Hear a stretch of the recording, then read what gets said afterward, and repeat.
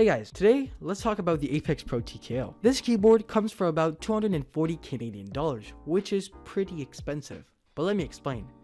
First, the build quality. The keyboard is built with plastic that barely bends and has a rough finish on the top that at first I didn't like, but then got used to it over time. So I've had this keyboard for around 5 months now and the keys have survived. But you can see that some keys are barely shining, which means that the keys are starting to wear off. But keep in mind that I've been using this keyboard for 5 months and that the keys are still very usable. I am considering putting some keycaps, which many already have done for the lighting, and of course putting some rubber keycaps because I do have sweaty hands. The cable that comes with the Apex Pro is quite thick and may be hard to place in the gaps made for it under the keyboard. Personally, I've kept it the same since it came out of the box. The rubber under the keyboard works pretty well, but I like having my keyboard on a mouse pad so mine never slips. On the small screen, you can control the keyboard's lighting, which already has presets, the macros, the actuation, the profiles, and the settings. There's also an app that you can download on your computer, which you can use to control the keyboard, like for example, its lighting.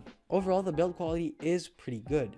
But now, the most important part of the keyboard, which is its OmniPoint switches. This keyboard comes with OmniPoint switches. Basically, that means that you can basically control or decide the actuation point of all switches. Here's an example. When you go on the little screen, press on the lower button, then you scroll down to the actuation and go in it. You're going to see that using the scroll wheel on the keyboard that you're going to be able to control the actuation point. If you go on 1, that means that the key only needs to be pushed down by 0.4 millimeters for it to activate, which is crazy. And if you go on 10, that means that it is going to take 3.6 millimeters. Plus, the keys have a 0.7 millisecond response time, which is very fast. To conclude, this keyboard is good quality. I do recommend it for gamers because of its actuation point and its response time, which is why the keyboard is recommended and is famous in the gaming community. Is it worth it? Yes, but it is pretty expensive.